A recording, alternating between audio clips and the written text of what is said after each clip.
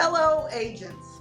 Let's talk about the top 3 things most agents have problems with or don't do. And they really are kind of the top 3 things. The first one is not having a process.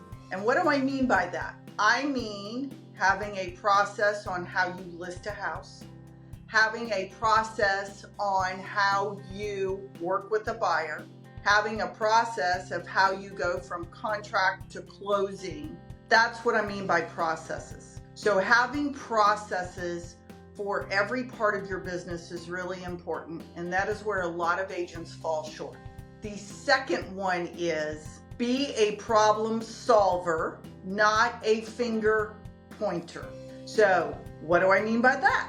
That means as situations arise, it doesn't matter who was the problem beginner, be the problem solver and figure out how you keep deals together or how you take whatever that problem is, provide a solution and move it on down the road versus blaming other people. And I see this unfortunately a lot in real estate agents, and it is one thing that I think if a lot of people would work on, they would be a much better agent. And the last thing is really in the follow-up. This is where many agents fail as well. They're really good on an initial call, but they have no plan and no consistency in follow-up.